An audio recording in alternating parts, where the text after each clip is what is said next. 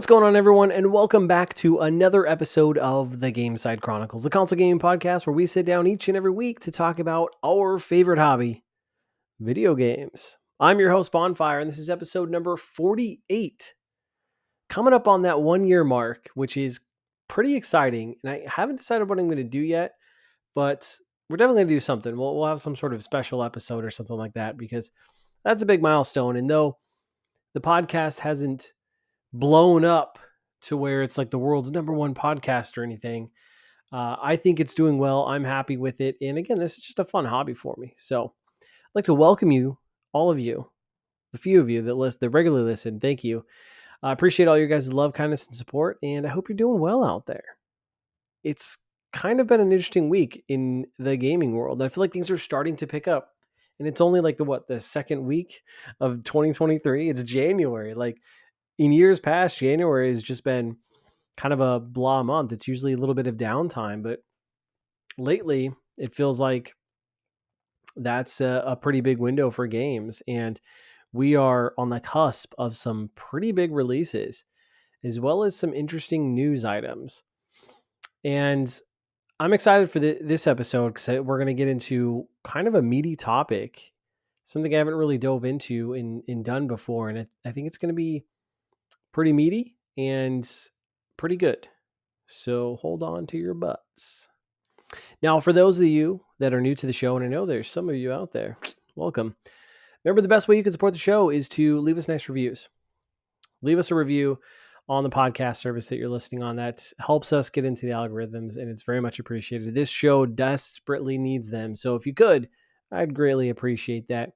You can also find the show on various social media platforms. We do video episodes on YouTube and Rumble. Post links on Facebook, so you can find our Facebook page.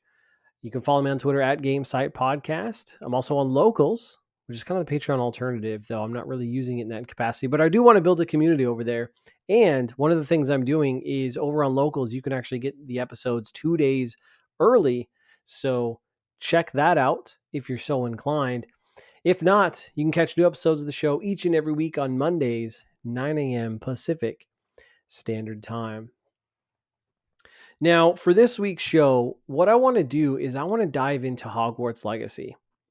The game is just a couple weeks away, and there's a lot of controversy about this game. And I want to dive into that and take a look at it and try to understand it. So that's primarily what we're going to be doing with this episode. I was also going to do another recent pickups segment because it's been a couple weeks since we've done one of those. I think it's actually been a month. But here's the thing.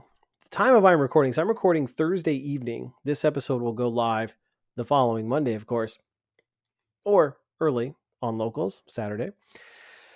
But see, tomorrow there are some new amiibos that come out. The new Sephiroth amiibo, which looks so dope, and also the new, I think it's a Tekken character. I can't remember his name. But 2 amiibos come out, and of course, I'm picking them up. So I want to include those in the recent pickup segment. So I think we're going to do that next week. So we'll postpone the recent pickups. We'll do that next week. Of course, it'll be on YouTube and Rumble. You can check it out there if you don't tune into the podcast regularly. So that'll be exciting. Plus lots, some other games that I've picked up that it's exciting to share. Some of which you probably know if you're a regular listener on the podcast because I've played a few of them. But nonetheless, we'll save that. Now, before we get into Hogwarts Legacy and all that stuff, there are actually kind of 2 smaller news items that I did want to touch on really, really briefly here at the top. First is the Last of Us TV show. The time of the recording, it's only a couple days away, and I am freaking stoked. Like, I am so nervous and so excited at the same time for this show. I'm nervous because The Last of Us, to me, that first game, I remember picking it up on release in 2013, playing through that game, and it left such a lasting impression on me. And to me, it's one of the greatest games ever made.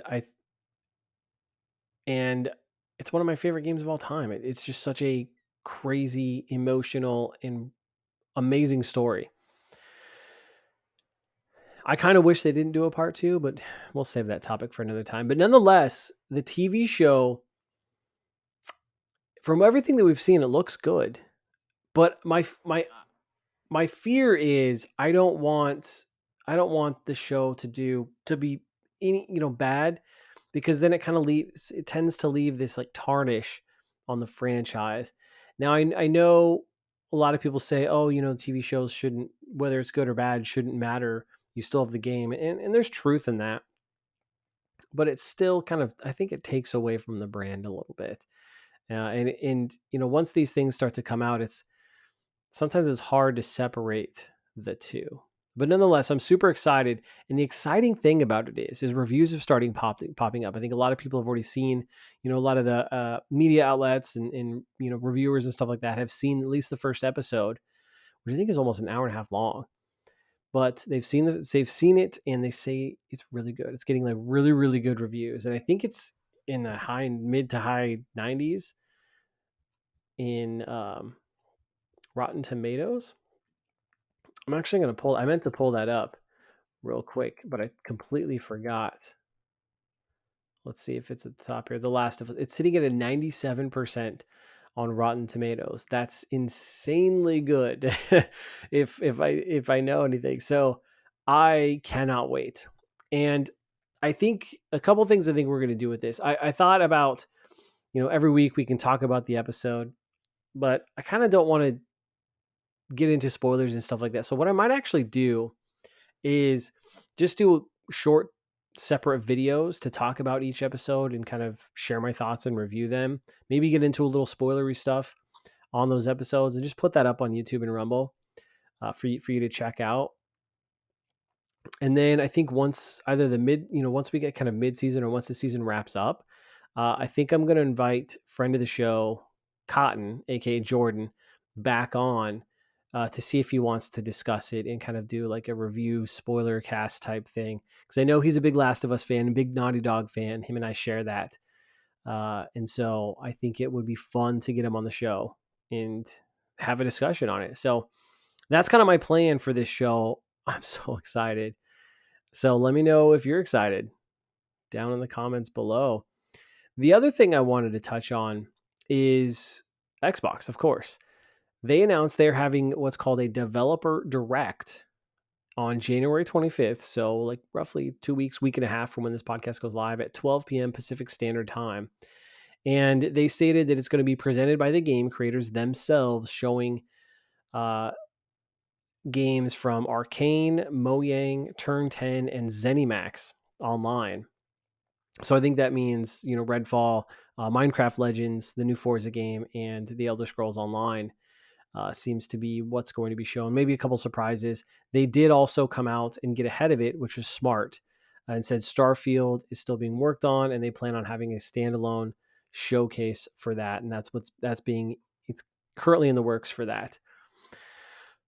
So all those rumors about a January or Q1 kind of showcase for Xbox turned out to be true. So that's exciting. And I think we're finally going to get some release dates for these games, with Redfall, with Forza, probably going to get, the next expansion for the Elder Scrolls Online. That game seems to be just chugging along and doing great. Which I can't remember if I've talked about this before, but I actually jumped into that game coincidentally on Xbox because I think I got like the vanilla game for like $10 a couple years ago. This might have been like 4 years ago now, but I picked it up just out of sheer curiosity, and I was like, what is this game? It looks cool. I've never really been into MMOs, never really played MMOs, but I was like, I kind of want to just check it out. And I have to say, I played it completely single player for, I don't know, a handful of hours, and it was pretty awesome. Like the story that you were playing, it was very much Elder Scrolls, similar, what you'd expect if you've played Skyrim or Oblivion. And it was I don't know, it was cool. It seems really high quality, and I think if anyone's a fan of that franchise, I don't see why they wouldn't jump into that game to a certain degree, because I do think it's one of those games that obviously is going to be better with multiplayer, and I know there's like raids and stuff like that, but it seems like you can play through some of the narratives single player. I think. I mean, that's what I was doing. Again, I only played a handful of hours, but it's chucking along, and I think it's actually a pretty damn good game. So I'm excited. I'm excited just to tune into this and see what they bring and what they showcase. I mean, obviously, one of my most anticipated games of the year is Redfall. I'm so stoked for that game. I cannot wait to get my hands on it. So having a release date for that, I think we're going to see is that May release date official. I still don't think May is a good month for Redfall, just because one, you're going up against Zelda. I mean, Zelda is going to hog that month unless that game absolutely flops, which I don't think it will.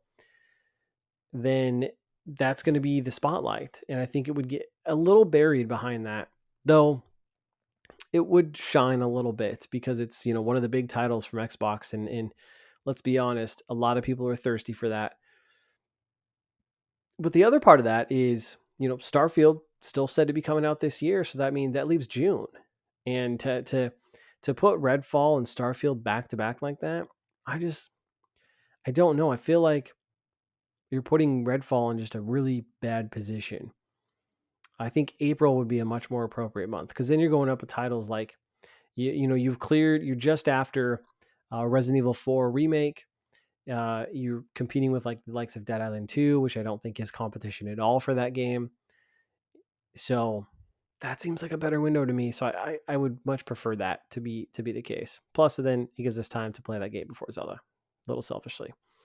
The last thing I want to say about this Xbox showcase is because they said it's the Developer Direct is what it's called.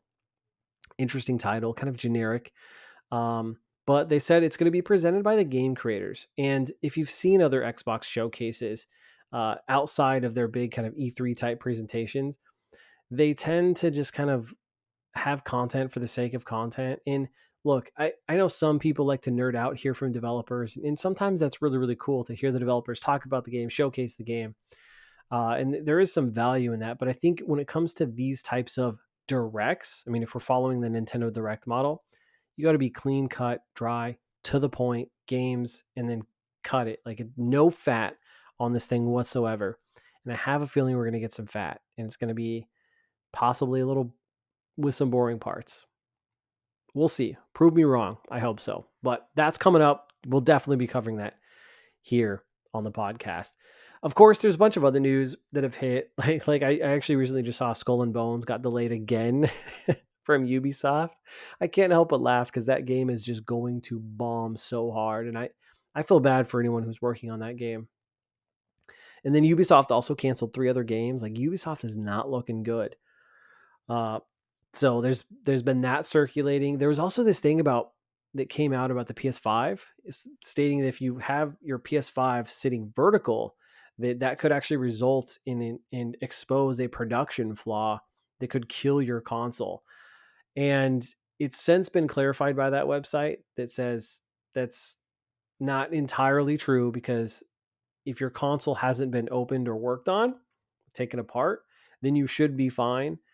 So because I think with the console that they experienced that with, I think that the people that were reporting this, they had opened the console up and done some stuff to it. So that's a little interesting, and I'm actually surprised because that kind of floated around. I'm surprised Sony didn't come in and respond to that.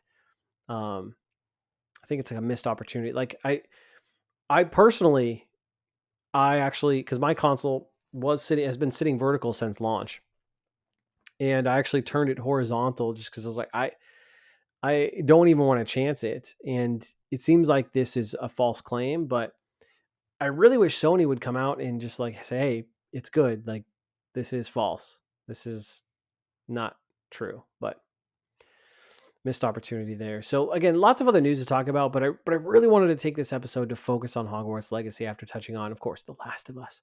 So stoked. So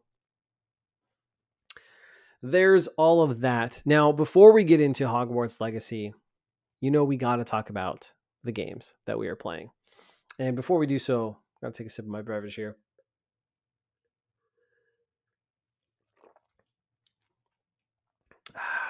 That's good. It's very good. Actually, this evening, I'm drinking sangria. It's because I don't know. I just wanted something So just a little light. And sangria is good. It's actually the Costco sangria. And if you've never had the Costco sangria, I highly recommend it. I'm not a big wine person. I like my beers, but this stuff tastes like juice and it's absolutely delicious. So if you're of age and you're of interest and you have a Costco membership, I would highly recommend the Costco sangria. Though sometimes it's hard to find. But anyways, so let's talk about the games that we've been playing. Of course, I always want to hear from you guys. So right into the show, let me know what games you've been playing so we can highlight them in this segment. For me, all I've been playing is Cyberpunk 2077. Now, I am about, I think I just hit the 66-hour mark. I've been playing a lot this past week, and I've technically beaten the game. Now, I got to the point where once you start Act 3, you basically go, there's the last mission, and it's the point of no return for like in any open world game. And knowing that, I was like, well, there's a bunch of other side missions. And so I decided to spend some time doing that. I ended up spending like 20 hours doing that because like all these side missions started popping up, these side quests. And a lot of them were tied to side characters that I kind of wanted to see, their story arcs and kind of go through those. And there's some stuff that you can do with Keanu's character, Johnny Silverhand, and stuff like that. And I realized going into Act 3 and as I started doing some of these side missions that I was in a position to go and do this secret ending. There's multiple endings in this game. That's not a spoiler. But there is a secret ending, and you have to do like a certain things and certain dialogue options. And I kind of just was all kind of in a position to do that. So I proceeded to go through with that and get myself ready before doing the last mission to unlock the secret ending.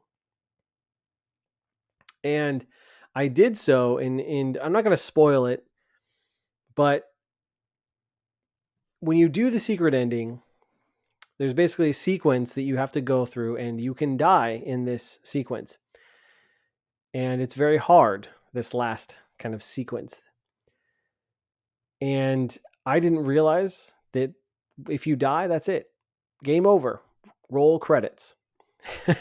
So that's how you can beat the game if you don't actually complete the sequence to go through the secret ending. And so I tried multiple times, and it is tough AF. Like, it is very, very difficult. I think I'm level 42 when I was trying it. All the enemies kind of in this last sequence are max level, but they were just kicking my ass. And in my build, I focused on like quick hacking, stealth, intelligence, and it just doesn't really play into that because you're not really sneaking around. So after a few attempts, and I was kind of digging around online, seeing what some recommendations are. Some people said, like, maybe do some grinding, level up, but here's some good weapons and some good things to use. So I decided, you know what, I'll take my save right before that. I'll go do some side quests. I'll level up. And candidly, I kind of feel like I ruined the game for me just a little bit because I probably should have just went with one of the normal endings just to see the game through, because I really feel like the secret ending is meant on a second playthrough or something like that. But now I'm just stubborn and I want to do it. I want to see it through because I've failed a number of times. So that's what I'm going to do. Because here's the thing. I know if I just do one of the normal endings and decide to put this game down, I'm not going to be coming back to this game for a while. The DLC, the Liberty DLC that's coming out, I think later this year, looks super awesome, and I would like to play that out. But I'm probably not going to get to it right away with all the other games coming out. And so I know once I put this game down, I'm not going to be coming back for it for a while. So I kind of want it. That's why I want to spend a little time grinding, still enjoying the game, but grind a little bit, level myself up, maybe not to the max level, but just get a little stronger, unlock a few more things, and then try it again and see if I can do it before I put this game down. So that's my goal here. But one of my complaints here with this game is that, again, once I got to that last mission and the start of Act 3, I feel like all of these side missions unlocked, and I feel like a lot of these side quests are kind of stacked at the back end of the game. Now, I know some of them are unlocked based on different quests that you do throughout the game, and maybe it just was coincidentally how I played the game that it worked out this way. But if not, I don't know, it just kind of rubbed me. I feel like it would be much better to sparse it out, because really the single player, like the actual campaign of it, isn't terribly long if you were to just kind of breeze through it. But there's so much side content and various activities for you to do that it really bloats the game out. And I don't mean that necessarily in a negative way, because it's this game is awesome. Like, I am thoroughly enjoying my time with it. It's genuinely a great game. But it did feel like I would much rather have seen them kind of spaced out to where, oh, you do a main quest, and then, here's a list of side missions to do to kind of keep you occupied if you so choose. And then, go do a main mission and just kind of balance it out that way. But nonetheless, there have been some awesome missions, and this game is awesome, like genuinely fantastic. One of the cool things too that I just so happened to stumble across is they have a quest that ties into the Cyberpunk Edge Runners show, and I just happened to stumble across that organically when I was playing the game. And the way it works, I guess this is a light spoiler, if you will, is you uh, watch a BD that is actually one of the first opening scenes of the Netflix show, and then you actually get to talk to one of the characters and try to figure out more about the main character of the show, which is really, really cool. And I thought you were actually going to maybe either meet this character or meet some of the other characters from the show, because I've watched it, and that doesn't end up being the case, but you do get a pretty cool item from it. And I thought that was an awesome tie-in. Like, I totally didn't expect that. I totally didn't even realize that they did that. And it really makes the world feel even more robust in having it tie with the show. Like, the show takes place in the same universe, in the same city, with the same characters at the same time as the game. And that's pretty cool. So I'm going to continue to play this game, and I'm going to try to get that secret ending. So I'll have more to report on once I actually beat the game. But the last thing I'll say about this game is that this game is great, no doubt. And it's such a shame. And I know I've said this before, but it's such a shame that it came out in the state that it did, because I really think this would have been a Game of the Year contender for the year, and probably would have won some Game of the Year awards, and and all the things, because it's really, really awesome. And I actually think I like it more than The Witcher 3. And I know The Witcher, that could be that could be considered blasphemy to some, but because The Witcher 3 is just so beloved and well regarded, even as one of the best RPGs in kind of the modern era. But I don't know, there's something about Cyberpunk that I love the world of Cyberpunk. Night City is such a great setting.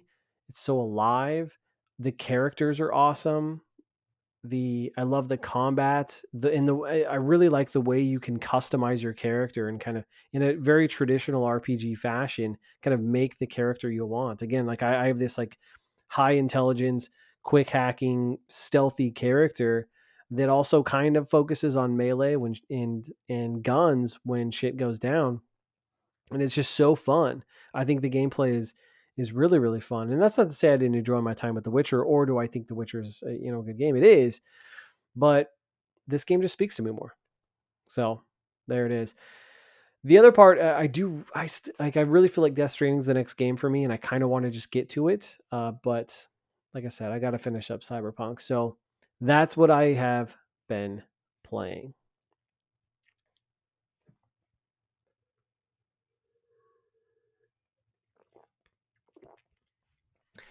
Hey, what's going on, guys? Jumping in here to actually re-record this segment talking about the Hogwarts Legacy controversy. And so I recorded the entire episode of the show, edited it, and scheduled it for upload and all that stuff. And I actually posted it to On Locals. I mean, the episode goes live 2 days early over on Locals. For those folks of you that want to consume it over there, I'm trying to build a community over there, so check it out for sure. But a good friend of the show, Rob, who we've brought him up before, but he actually reached out to me personally. He listened to it and said, "Hey, great episode, but you may want to kind of reel back a couple of areas." And that's because this controversy inherently gets into some of the social politics, and that I guess it can be a little touchy. And he brought up a good couple points, and I thought about it, and I decided to sit down and kind of re-record it and still discuss it. I still want to come in with the intention of trying to understand what this controversy is about, because I think it's important and I think it's very interesting, especially with this upcoming game. It's really slated to be a huge success from a sales standpoint. But the other thing about it is that at the end of the day, this podcast is just for fun for now. It's a hobby of mine. It's a creative outlet. It's a way for me to talk about video games, because I love video games. That's a huge part of my life, and it's a huge passion of mine. And so this gives me a way to kind of share that with the world. And so I really enjoy doing that. And I don't want that in any way to, I guess, affect or impact my ability to provide for my family. And that's, my family's number one to me, right? That's, nothing can change that. They come first. And I don't want to do anything to put that at risk. And so that's why I want to re-record this and do so in that manner. The other thing about it is I really hate this idea of self-censorship. Uh, that's not. It just feels inauthentic. It's not me. It's not something I want to do, and I'm not necessarily saying I'm doing that to a certain degree, though it kind of feels like it. But I also feel like that's kind of, unfortunately, that's the current culture that we have in the United States, and I don't think it's any surprise for a lot of folks to you know that I am a conservative. I come from the conservative side of I guess, the political spectrum on a lot of issues, and that's oftentimes looked down upon. So I guess that's the reason why I'm kind of sitting here behind the mic, being very candid up front, but I also want to re-record this segment just to ensure that it can't be taken necessarily the wrong way, because that's not my intention at all. And I'm not out here to put anyone down. I'm not here to offend. I genuinely wanted to examine this topic in a meaningful way, but I can see how some of my viewpoints may be mistaken for something else. So I'll leave it at that. But again, Rob, if you do tune into this, thank you for that. And again, for those of you that support the show, I appreciate you, and um, hopefully you understand what I'm saying and where I'm coming from. But let's dive into it. The Hogwarts Legacy controversy. And so, as I mentioned earlier, I've done a lot of research for this topic. I've looked up several different articles about it, in kind of even looked into some of the lore of Harry Potter, and the controversy itself. We'll get into that, but it does touch on kind of social politics. It is inherently a little political, and so I want to go through this, but I'm going to try to keep my own points of view, I guess, or my thoughts or opinions on some of the subject matter. I'm just kind of keep those back a little bit. I'll keep those to myself, and keep it more focused about the game and the controversy in and of itself. So with that said, let's dive into it. And I want to start with this article from Business Insider. This article is titled, "The upcoming Harry Potter game is already a top seller despite J.K. Rowling controversy and boycott calls. And this was published actually just a few days ago on January 10th. So very recent. And it starts, Hogwarts Legacy, the upcoming video game set in the world of Harry Potter from Warner Bros. Games, is already showing signs that it could be a hit, even amid controversy over Potter creator J.K. Rowling and some calls to boycott the game. The game was the top-selling title on distribution platform Steam on Monday and Tuesday, ahead of other games like Call of Duty Modern Warfare 2 and Destiny 2, even though it doesn't release for another month on February 10th.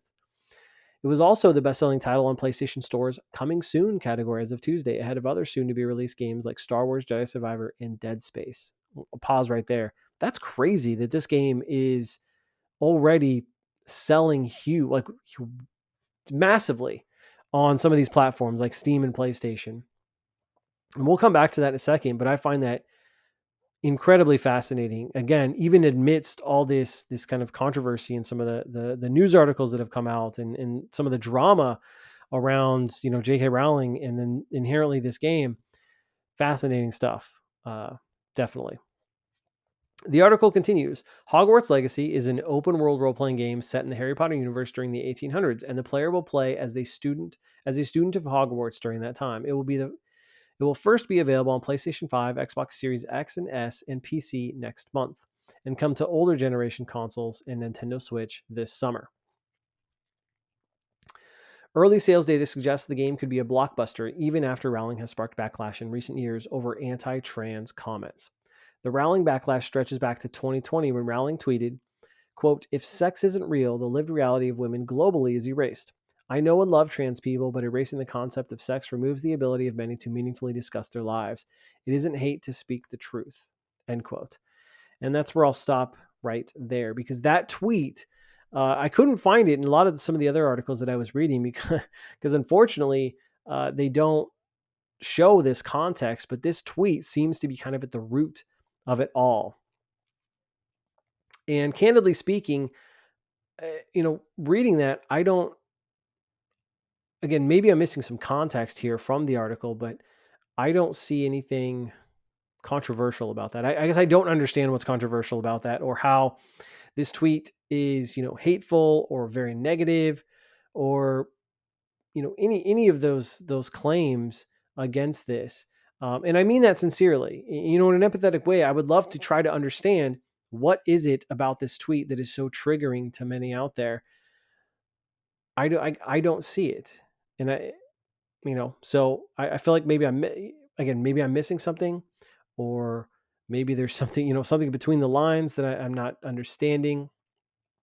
But I just don't see what's so controversial about that, or how this is labeled as it has been labeled. But nonetheless, I mean, that's it. That seems to be the crux at the core of this controversy.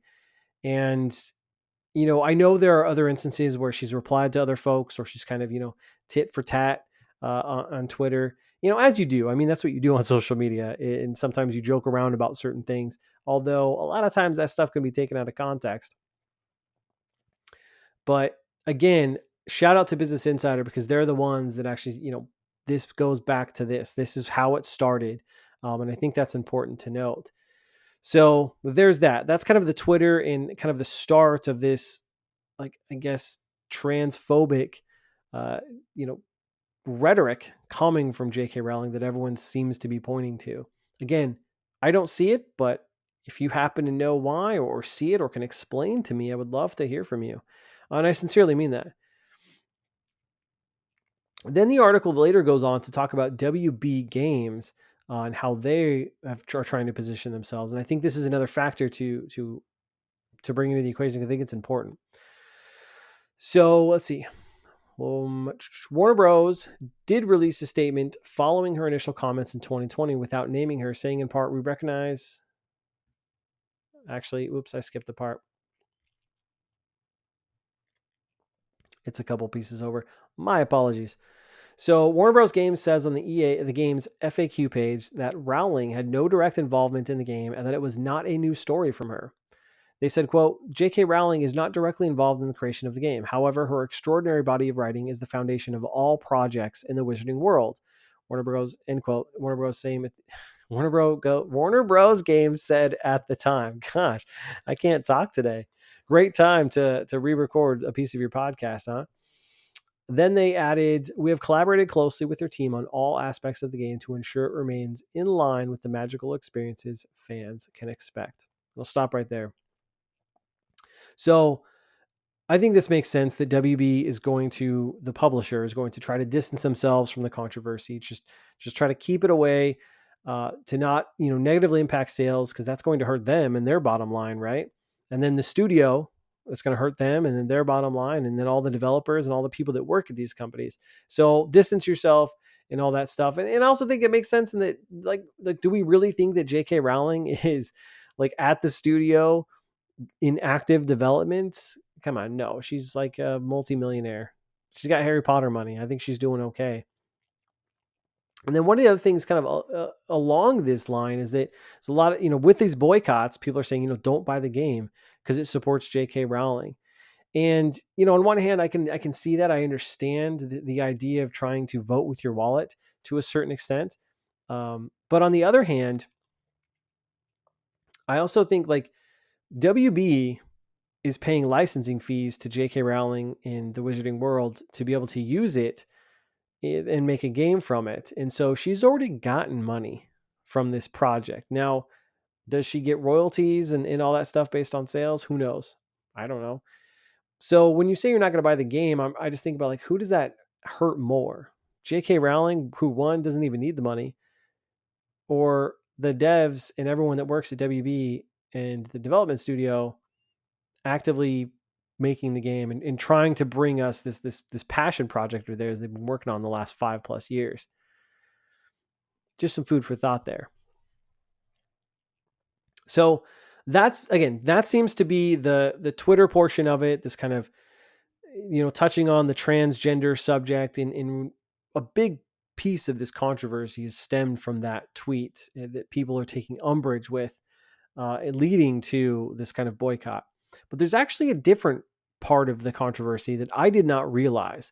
And I think this is way more fascinating than the tweet, as we'll call it, because it plays into goblins and the lore of Harry Potter, in which I had no idea about. Again, my only experience with Harry Potter is through the movies. I didn't read the books. I'm not super into that.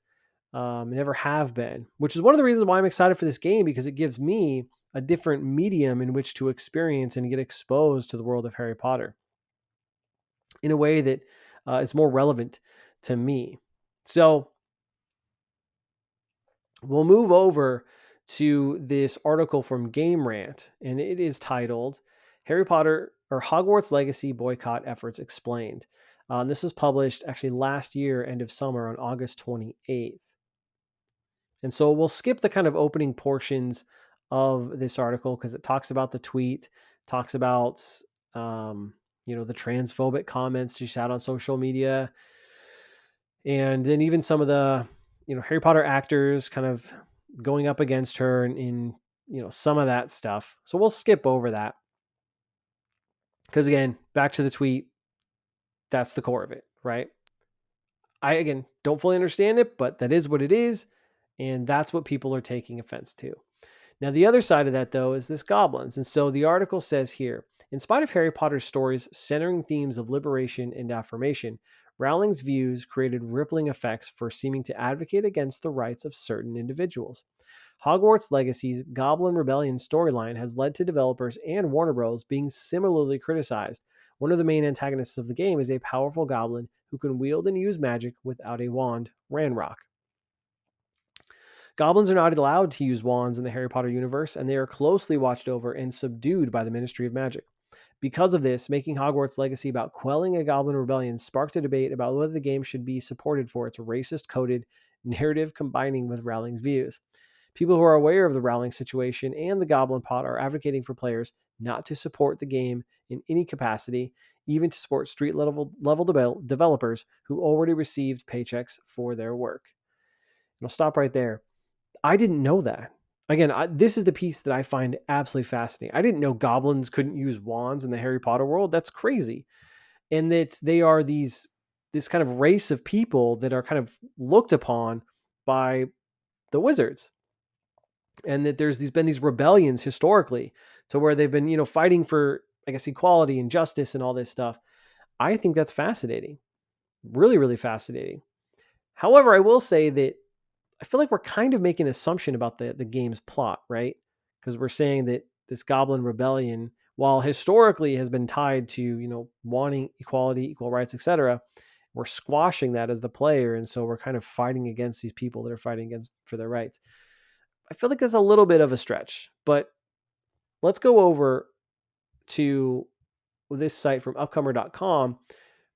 It's titled, "What is the main story of Hogwarts Legacy?" This was published March of last year, but this dives into and provides a couple paragraphs that I think were interesting around what we know of the story. And the other thing about it is, like, we haven't played the game, right? So this is kind of what we have to go off of, and why I think a lot of assumptions are being made. So it says, quote, "During the time the game is set, there is a goblin rebellion occurring. The goblins have formed an uneasy alliance with the dark wizards. These two sides are apparently planning some dastardly, and your character will find themselves right in the middle of the conflict. It's unclear how your character stumbles into this, but Hogwarts will likely play a key role. There are confirmed hidden passageways and other secrets that could play a role in the main story. The official FAQ states that players will go on a dangerous journey to uncover a hidden truth of the wizarding world. It would seem that goblins and dark wizards are behind this truth, or perhaps out to uncover it themselves and use it for evil. The FAQ also says that there will be creatures corrupted by a magical force, which could play into the aforementioned hidden truth." End quote. I'll stop there. And so I the article, it says the goblins have formed an uneasy alliance with dark wizards. Dark wizards. That would imply that these goblins and these wizards are up to no good, right? I mean, otherwise they'd be like light or gray wizards. It's implied here that they're kind of doing some evil things. Now, it doesn't necessarily touch on that why they're doing these things, and maybe to some that's a justification. Like if they are fighting for equality, that's a justification for their actions. You could have a moralistic debate about that. But the other thing it says is that the goblins and dark wizards could be behind this hidden truth that we're out to seek, and potentially use it for evil. So again, we don't know the nature into which this rebellion is occurring, what these dark wizards plan to do, and why is there this alliance between these goblins and these, seemingly evil wizards. And so if you ask me, I kind of get the idea that this, in all likelihood, this game, Hogwarts Legacy, is about, you good versus evil, right? You being the good wizard, part of the wizard group, taking out these bad evil goblins who are up to no good and doing evil things. Like, that's probably all there is to it. And that to tie this to what has historically been, I guess, these rebellions against inequalities from goblins, and tie that into this game feels like a little bit of a stretch, right? Because again, we haven't played this game. We don't know that this is actually what the story is about. Sorry about that. I completely lost my train of thought.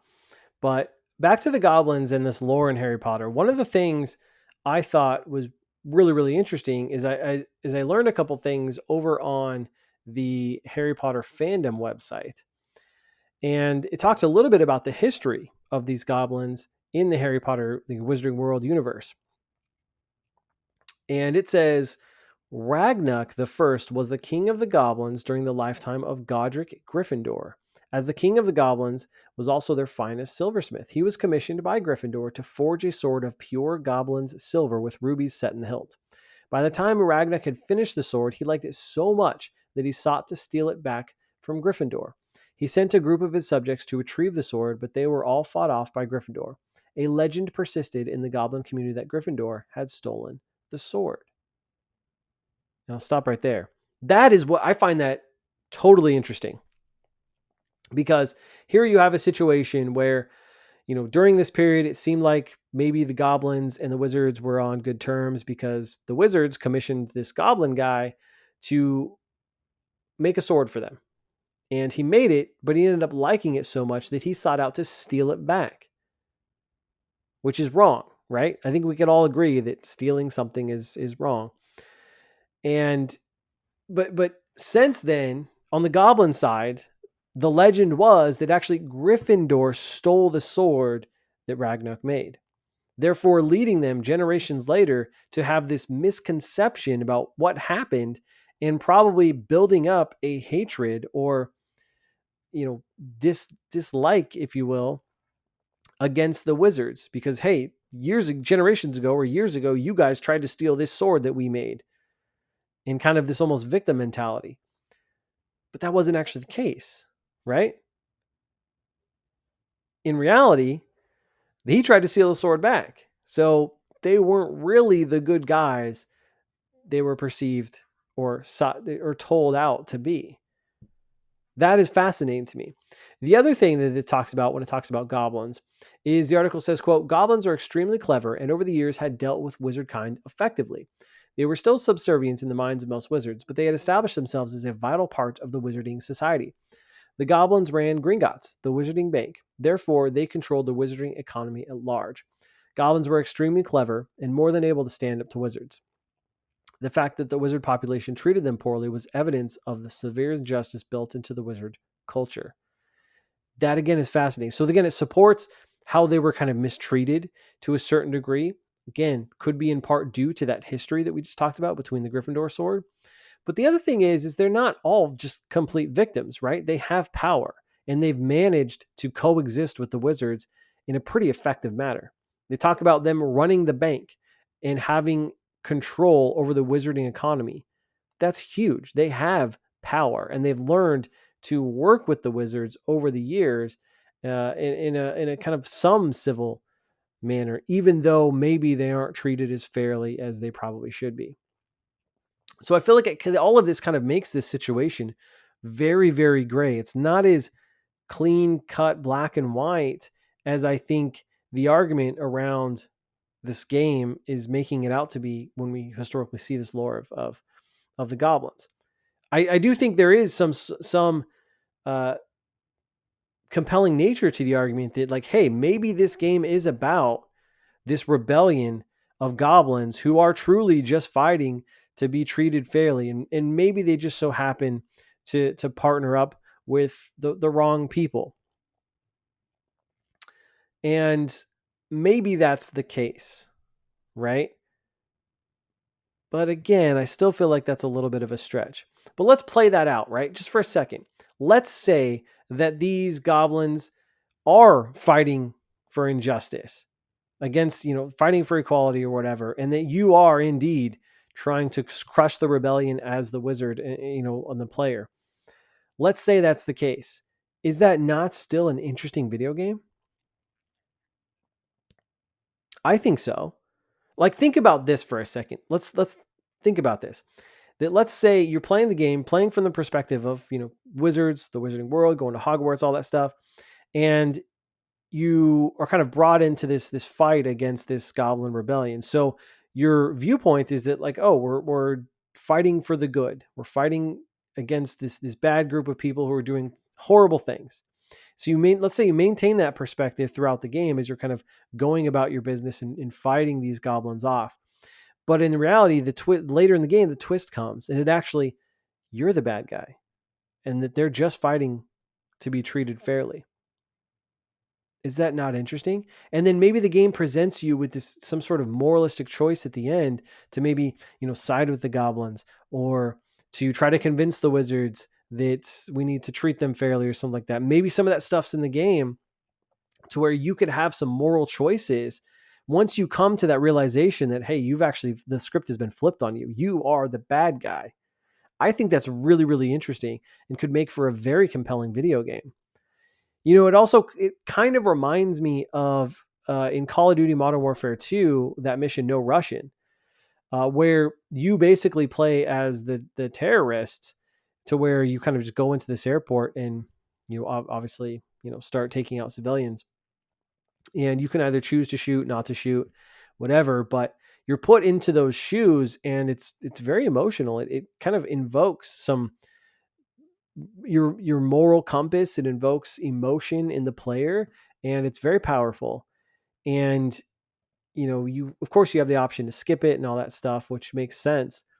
But I think it adds to the game because it brings in a new perspective and kind of, in a way, fuels you as the player to try to take down these terrorists because now you've seen the other perspective, and it's not good. You've kind of seen firsthand the evil that can occur, and so I think it can add to a game when you kind of flip the roles, see the different perspectives, and I don't know that we necessarily get enough of that in video games, and maybe seeing things from different perspectives. So again, even if it plays out that way, I think that could be interesting and kind of play on this kind of morally gray area between these two factions, given the history of it all. So I think this is super fascinating, as I mentioned before, and I think potentially there's something here. Again, we haven't played the game, so maybe a little early to be coming to this type of conclusion, but we'll see when it comes out. Now, I'll end with this. Back to the sales numbers. The sales numbers are clearly high, and this game is poised to be a huge blockbuster, which is crazy. And given all the big games that are coming out this year, I think it's really going to be interesting to see where Hogwarts Legacy falls, not only from a Metacritic standpoint or review score standpoint, but also in a sales standpoint compared to some other games, other juggernauts like Starfield's coming out. Don't know necessarily if that's going to be a big seller per se, but it'll have lots of players. We have Legend of Zelda: Tears of the Kingdom coming out. Resident Evil 4 is coming out, and the kind of Spider-Man 2 is coming out on PlayStation. That should be a big seller, and kind of this open window with no major Call of Duty title slated to come out this year. The mantle for top selling game of the year is kind of up for grabs with Call of Duty out of the picture. So it'll be really interesting come to terms. But I think more than anything, its current sales trajectory indicates that a lot of gamers, a lot of folks really don't care about this issue, this controversy, I guess is maybe a better way to put it, because they're still buying the game and it's still selling, and so this stuff doesn't really to play out. And I think it's an instance where the people can kind of separate the art from the artist, and I think that's kind of an important thing to do in this case, to where, like, okay, maybe you don't agree with J.K. Rowling in some of the things that she said, but you love Harry Potter, you love the world that she created, and you want to enjoy the game, and so you can separate the art from the artist. There are many instances where I think folks do that, and so I think this is a case of that. So that'll do it. This definitely shortens the episode as I've kind of re-recorded this segment, but that'll do it. And again, I hope you guys understand why I kind of interjected myself here, kind of re-go over the issue. And I guess if anything, I hope you have maybe a better understanding of what's behind this controversy. Again, I find it fascinating, and if you yourself have some additional context as to why on the tweet is so bad, I would love to hear from you. And just to understand, because I don't. I didn't see it what's so bad, but again, maybe I'm missing something. So let me know what you think about all this down in the comments below. Again, I love and appreciate your love, kindness, and support of the show. And again, I hope you all understand where I'm coming from in this segment. Again, it feels weird to do it, but kind of just sometimes you got to do what you got to do. So hope you enjoyed it. I'm excited because next week is going to be a good episode. Probably talking The Last of Us. We're going to do a recent pickup segment and some fun games to talk about as well. So can't wait to chat with you then. You can find me again on all the social medias. Just look me up on YouTube, Facebook, Twitter's at Gamecite Podcast. I'll see you all over there. And until next time, I'm Bonfire, and I will see you online.